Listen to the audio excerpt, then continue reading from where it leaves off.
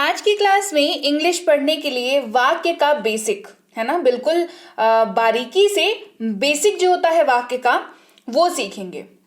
Hindi vowel, जी हाँ, Hindi vowel जो है वाक्य का बेसिक है, बिल्कुल ही बेसिक है ना। कहते हैं ना शुरुआत से शुरुआत, तो जी हाँ यही है शुरुआत से शुरुआत। तो हिंदी वॉवल जो है आज हम लोग सीखेंगे, क्योंकि इसके बिना आप वाक्य नहीं बना पाएंगे, है ना। वाक्य बनाने का बेसिक जो शुरुआत है, जो स्ट्रक्चर है, वो आप बना ही नहीं पाएंगे अगर आप हिंदी वॉवल को नहीं सीखेंगे। तो ये सबसे पहली शुरुआत होती है, पहला कदम होता है, तो सबसे पहले इसी को हम लोग कवर करेंगे। तो हिंदी वॉवल की बात करूं, इसको आप कह सकते हैं स्वर वर्ण भी इसको कहा जाता है, ठीक है। तो आप अपने नॉलेज के लिए इसको जान लीजिए। तो इसकी अंग्रेजी, इसका उच्चारण जो है काफी इंपॉर्टेंट हो जाता है जब आप अंग्रेजी लिखना, पढ़ना या बोलना चाहते हैं। सबसे पहले बात करते हैं अ की। अ जिसको अंग्रेजी में आप ए लिखते हैं, क्या लिखते हैं? ए। आ की बात करें तो इसको डबल ए लिखते हैं या बोलते हैं, है ना, आ। छोटी ई का इस्तेमाल होता है, छोटी ई की जगह पर इस्तेमाल होता है आई अथवा ई का। बड़ी ई की जगह पर इस्तेमाल होता है डबल आई या डबल ई का।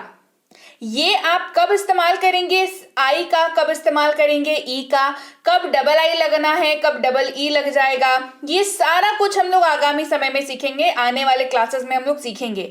जैसे जैसे आप यूज करते चले जाएंगे आपको पता चलते चले जाएगा खुद ब खुद ही कि कहाँ आपको डबल ई लगाना है, कहाँ आपको डबल आई लगाना है, कहाँ पर आपको सिंगल ई, कहाँ पर आपको सिंगल आई लगाना है, इनफैक्ट कहाँ पर आपको आई का इस्तेमाल करना है, कहाँ पर आपको ई का इस्तेमाल करना है, ये सारा कुछ आप सीख जाएंगे।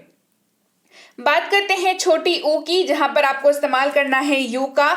बड़ी ऊ की बात करें तो यहां पर इस्तेमाल होगा डबल यू या तो डबल ओ का।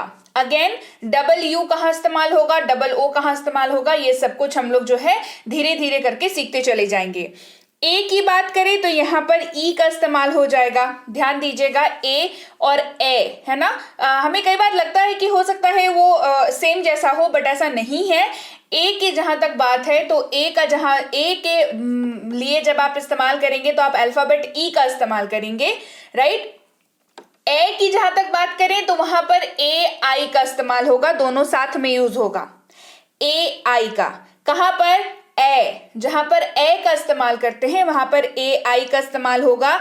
ओ की बात करें तो सिंपली यहां पर ओ का इस्तेमाल होगा। और ओ की बात करें, जब हम लोग ओ की बात करें तो वहां पर ए यू अथवा ओ यू का इस्तेमाल होगा, ए यू नहीं तो ओ यू का इस्तेमाल होगा, राइट।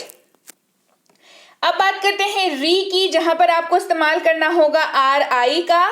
अंग की बात करें तो यहां ये इस्तेमाल हो जाएगा ए एन नहीं तो ए एन जी के तौर पर, ठीक है।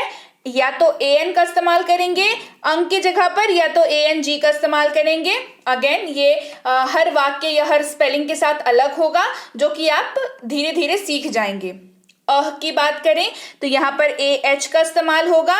और अंग की बात करें यानी कि अ के ऊपर चंद्र बिंदु जहां पर लगा हुआ है, इसके लिए इस्तेमाल होगा डबल ए एन का, डबल ए एन का। किसके लिए? अ के ऊपर जहां पर चंद्र बिंदु लगा हुआ हो वहां पर, ठीक है। तो अब समझते हैं हिंदी वॉवल जो है ये तो हमने कवर कर लिया, ठीक है। हिंदी वॉवल कह लीजिए या इसको आप कह लीजिए स्वर वर्ण, ठीक है।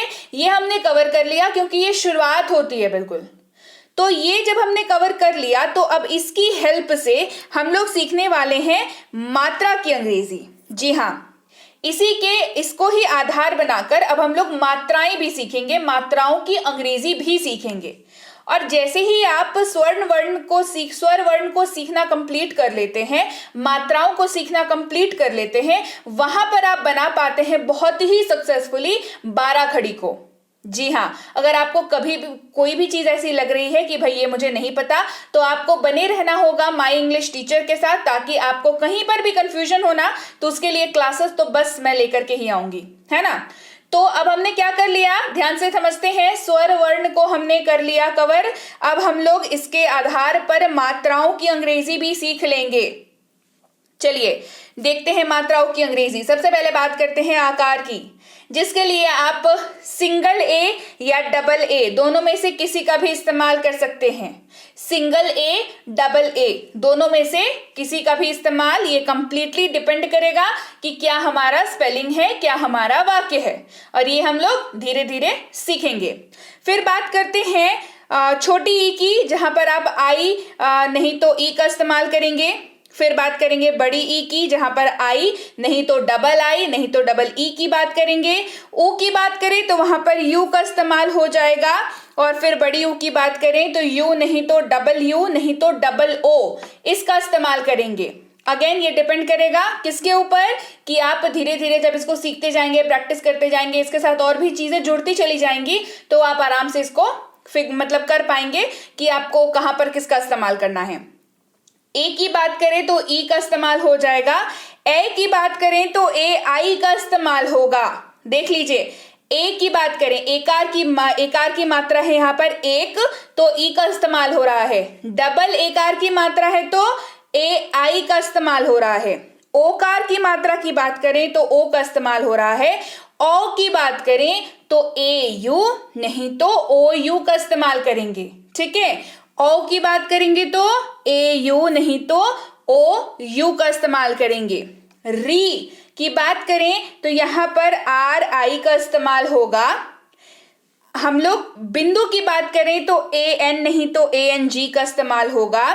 विसर्ग की बात करें तो ए एच का इस्तेमाल होगा। राइट, विसर्ग की बात करेंगे तो ए एच का इस्तेमाल होगा। और चंद्र बिंदु की बात करें, इसको चंद्र बिंदु कहते हैं, चंद्र बिंदु की बात करें तो डबल ए एन का बात इस्तेमाल होगा। ठीक है, किसका इस्तेमाल होगा चंद्र बिंदु की जगह पर? डबल ए एन का इस्तेमाल करेंगे। आ गई बात समझ में?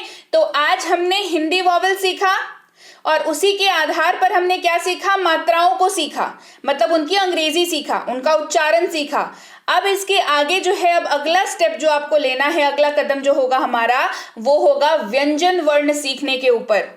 व्यंजन वर्ण सीखेंगे और जैसे ही आप ये जो आप सीख रहे हैं ना स्टेप बाय स्टेप, जैसे ही आप इनको एक साथ करेंगे, इनका जैसे ही मिलन होगा, वैसे ही आप बहुत ही आसानी से किसी भी आप जो है अंग्रेजी लाइन को पढ़ पाएंगे, आप बोल पाएंगे, आप लिख पाएंगे। तो ये सारे का कॉम्बिनेशन, ये सारे का जो जोड़ है, ये बहुत जरूरी है जब आप सक्सेसफुली अंग्रेजी पढ़ना चाहते हैं। सफलतापूर्वक अंग्रेजी जब आप पढ़ना चाहते हैं, लिखना चाहते हैं, बोलना चाहते हैं, तो इन सब को आपको स्टेप बाय स्टेप करना पड़ेगा, एक एक करके। ठीक है, तो इसी के लिए आपको क्या करना होगा? आपको करना होगा इस चैनल को सब्सक्राइब। जी हाँ, क्योंकि अगली क्लास आने वाली है और बहुत इंपॉर्टेंट होने वाली है, जो कि है व्यंजन वर्ण के ऊपर, है ना। तो चलिए भाई, ये थी आज की क्लास। उम्मीद है समझ में आ गई है। मैं आपसे बोलती हूँ कि आप ये क्लास को ना एक और बार रिवाइज कर लें। ठीक है, आप रिवाइज कर लेंगे। रिवाइज करने पे क्या होता है? तैयारी पक्की हो जाती है। तो रिवीजन कर लेंगे और इंतजार करेंगे अगली क्लास का। टिल देन आप जुड़े रहिए।